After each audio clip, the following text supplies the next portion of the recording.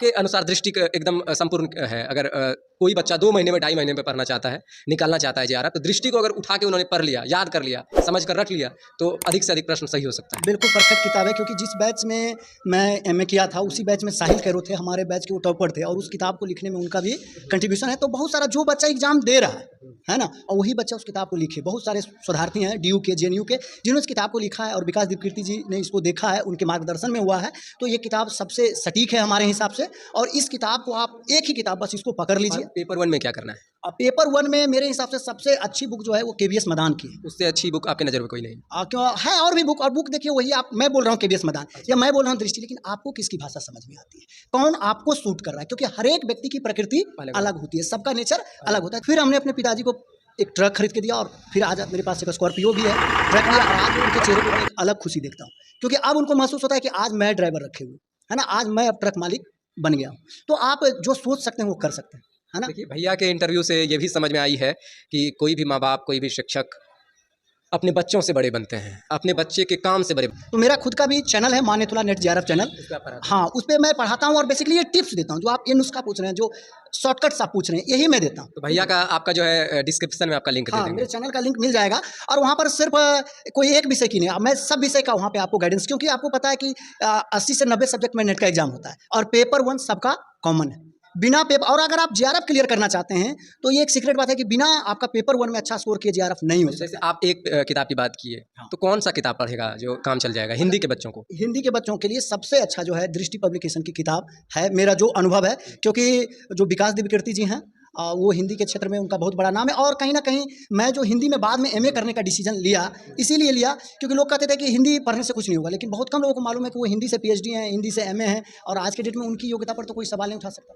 है ना। अच्छा, ऐसे विकास दिव्यकीर्ति जैसे शिक्षकों ने सिर्फ दृष्टि का ही नहीं, बल्कि हिंदी का वो भी एक नया, एक तरीके से कहिए तो जो हिंदी को लेकर भ्रम है उसको दूर किया कि हिंदी पढ़ने से कुछ नहीं हो सकता है। और आज देखिए, आपने बिल्कुल सही कहा कि उनकी योग्यता को लेकर जो है कोई संदेह नहीं किया जा सकता है, और हिंदी के बच्चे क्या क्या कर सकते हैं ये बात समझा जा सकता है। देखिए, कोई भी विषय दृष्टि आपके अनुसार दृष्टि एकदम संपूर्ण है। अगर कोई बच्चा 2 महीने में, 2.5 महीने में पढ़ना चाहता है, निकालना चाहता है जेआरएफ, तो दृष्टि को अगर उठा के उन्होंने पढ़ लिया, याद कर लिया, समझ कर रख लिया, तो अधिक से अधिक प्रश्न सही हो सकता है। बिल्कुल परफेक्ट किताब है, क्योंकि जिस बैच में मैं एमए किया था उसी बैच में साहिल कैरो थे, हमारे बैच के वो टॉपर थे, और उस किताब को लिखने में उनका भी कंट्रीब्यूशन है। तो बहुत सारा जो बच्चा एग्जाम दे रहा है ना, और वही बच्चा उस किताब को लिखे। बहुत सारे शोधार्थी हैं डीयू के, जेएनयू के, जिन्होंने इस किताब को लिखा है, और विकास दिव्यकीर्ति जी ने इसको देखा है, उनके मार्गदर्शन में हुआ है। तो ये किताब सबसे सटीक है हमारे हिसाब से, और इस किताब को आप एक ही किताब बस इसको पकड़ लीजिए। पेपर 1 में क्या करना है? पेपर 1 में मेरे हिसाब से सबसे अच्छी बुक जो है वो केवीएस मदान की है। उससे अच्छी बुक आपके नज़र में कोई नहीं?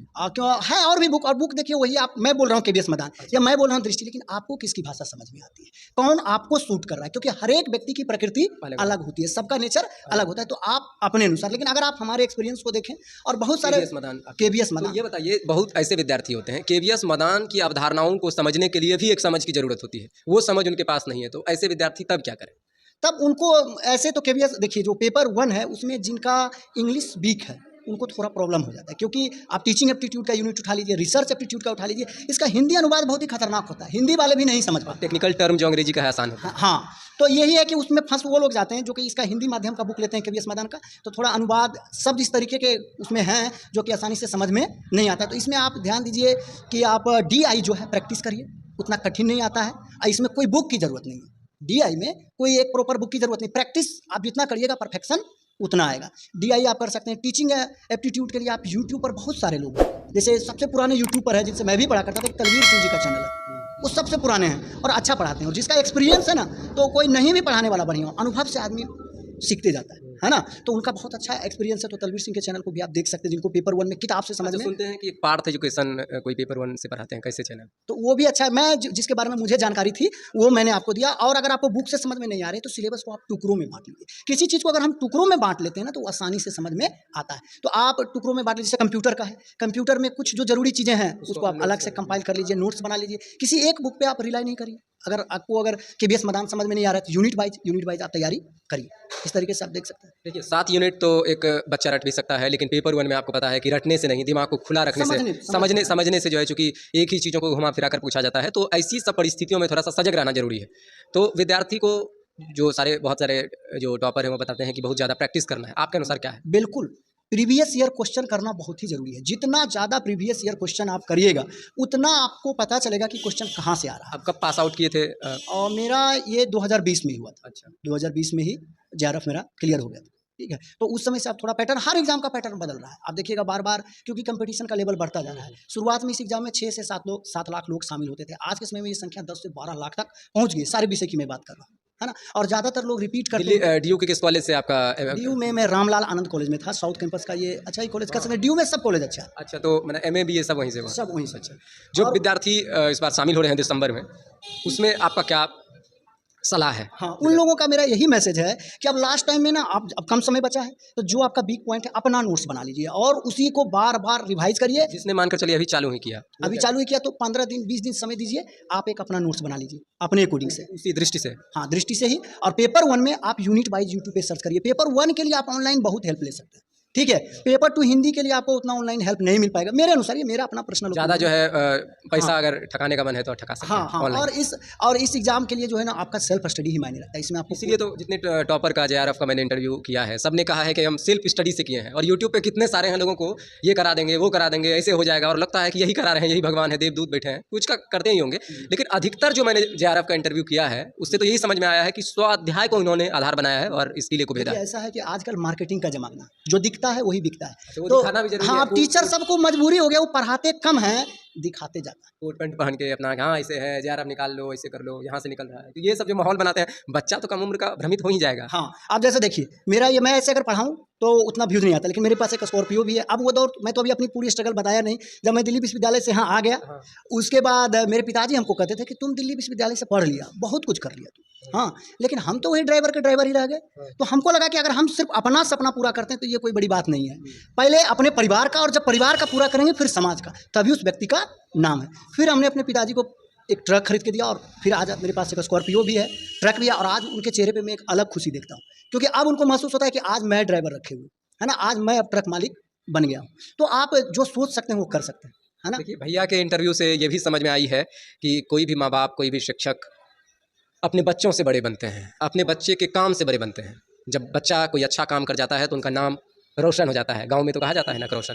तो भैया के संघर्ष के दौर को समझने के बाद, जानने के बाद आप निश्चित तौर पर समझे होंगे। एक और बात जोड़ना चाहूँगा कि जब मैं दिल्ली विश्वविद्यालय में पढ़ाई कर रहा था, 5 साल लगभग मैंने वहाँ पढ़ाई करी, तो दिन में कॉलेज और रात में मैं वहाँ जॉब करता था। तो मैंने आपको एक मकान की बात बताई ना कि बहुत कर्जे में हम चले गए थे, छोटा सा मकान बनाए।